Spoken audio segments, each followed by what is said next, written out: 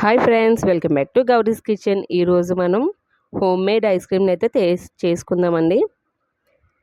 ఇక్కడ నేను home made బాదం కస్టర్డ్ ఐస్ క్రీమ్ని అయితే తయారు చేస్తున్నాను. మనకి కస్టర్డ్ పౌడర్ బయట షాప్లో ఈజీగానే దొరుకుతుంది కాబట్టి నేను బాదం కస్టర్డ్ పౌడర్ని అయితే తీసుకుని ఒక 4 స్పూన్ల కస్టర్డ్ పౌడర్ని తీసుకుని ఇలాగ చల్లనీళ్ళు అయితే వేసుకుని కలిపి పక్కన పెట్టేసుకోండి. 1 లీటర్‌న్నర పాలు తీసుకుని లీటర్‌న్నర పాలని ఇలా మరిగించుకుంటూ ఒక 10 మినిట్స్ కలుపుకుంటూ ఉండాలి. అటు ఇటు కలుపుతూ ఉంటే మనకి కొంచెం చిక్కబడుతూ ఉంటాయండి. చిక్కటి పాలు అయితే తీసుకోవాలి. చాలా క్రీమీగా ఐస్ క్రీమ్ రావాలంటే చిక్కటి పాలు మాత్రమే తీసుకోవాలండి. ఇలా చిక్కటి పాలు ఇవన్నీ వేసుకోవడం వల్ల మనకి హోమ్ మేడ్ బయట కెమికల్స్ ఏమీ లేకుండా మనకి ఇంట్లోనే హోమ్ మేడ్గా చేసుకుంటే పిల్లలకి చాలా హెల్తీగా ఉంటుంది. అలా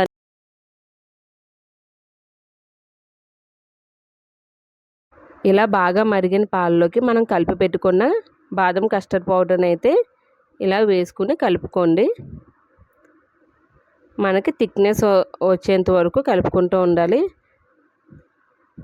మనం కస్టర్డ్ పౌడర్ వేసాం కాబట్టి వెంటనే మనకి ఒక 2 మినిట్స్లో అయితే కొంచెం చిక్కదనంగా అనిపిస్తుంది. నెక్స్ట్ దీంట్లోకి లీటర్‌న్నర పాలకి 1/2 కేజీ పంచదార అయితే వేసుకోండి. స్వీట్ ఎక్కువ తినేవాళ్ళు ఒక 300 గ్రామ్స్ అలా వేసుకోవచ్చు.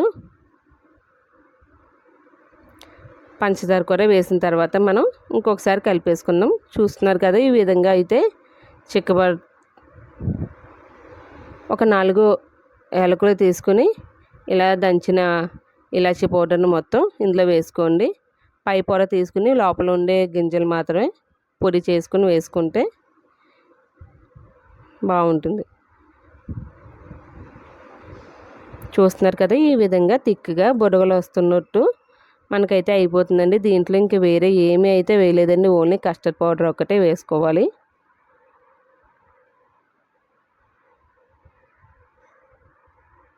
అంతే, ఈ విధంగా మొత్తం అంతా కలిపేసుకుందాం.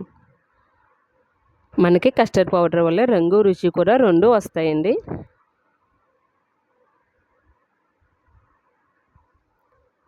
ఇప్పుడు దీంట్లోకి మనకి బాదంని అలా తీసుకుని ఇలా మొత్తం చిన్నగా ముక్కల కింద అయితే తీసుకోండి.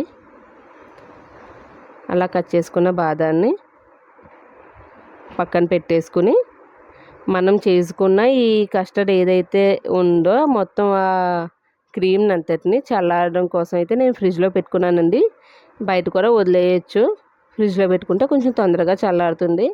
అది బాగా కంప్లీట్గా చల్లారిపోయిన తర్వాత ఇలా మిక్సీ జార్లోకి వేసుకుని కొంచెంగా మిక్స్ చేసుకోండి. చూస్తున్నారు కదా, ఈ విధంగా అయితే మొత్తం మిక్స్ అయిపోయిన తర్వాత మనం కట్ చేసి పెట్టుకున్న బాదంని అయితే ఒక కప్ తీసుకుని కప్లోకి కొంచెంగా వేసుకుంటూ మనం చేసుకున్న మిక్స్ని లేయర్స్ కింద ఇలాగ బాదం పప్పుని చల్లుకుంటూ చేసుకుంటాం. చూస్తున్నారు కదా, ఈ విధంగా మొత్తం అయితే వేసుకున్నాం. పైన కూడా ఇంకొంచెం బాదంని వేసుకుని దీన్ని క్యాప్ పెట్టేసుకోండి. క్యాప్ లేకుండా ఉండకూడదు. క్యాప్ పెట్టేసుకుని ఫ్రిడ్జ్లో అయితే పెట్టేసుకుని ఓవర్ నైట్ అలా ఉంచేసుకోండి. అలా ఒక నైట్ అంతా ఉంచిన తర్వాత నెక్స్ట్ డే మార్నింగ్కి మనకైతే ఐస్ క్రీమ్ రెడీ అయిపోతుంది. చాలా టేస్టీ, ఈజీగా హెల్దీ కస్టర్డ్ బాదం ఐస్ క్రీమ్ అండి. చాలా బాగుంది. మీరు ఒక్కసారి ట్రై చేసి చూడండి. టేస్ట్ అయితే అద్భుతంగా అయితే వచ్చింది. ఇక్కడ బాదం కూడా చాలా బాగా ఉంది. చూస్తున్నారు కదా, మనకి ఐస్ క్రీమ్ అయితే చాలా బాగుంది. టేస్ట్ అయితే అద్భుతంగా వచ్చింది. అంతేనండి, బాదం కస్టర్డ్ ఐస్ క్రీమ్ చేసుకోవడం చాలా ఈజీ అండ్ సులువుగా చెప్పేసాను కదా. మీరు చూసి నచ్చితే ఒకసారి లైక్ చేసి సబ్స్క్రైబ్ చేయండి. కొత్తగా నా ఛానల్ చూస్తున్న వాళ్ళు subscribe my channel. Please like, share, comment.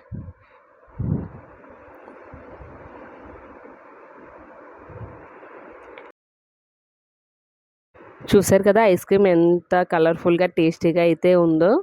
ఇంట్లో మా పిల్లలకి అయితే చాలా బాగా నచ్చింది. మీరు కూడా మీ పిల్లలకి చేసి టేస్ట్ చూపించండి. చాలా ఈజీ ప్రాసెస్ అండి.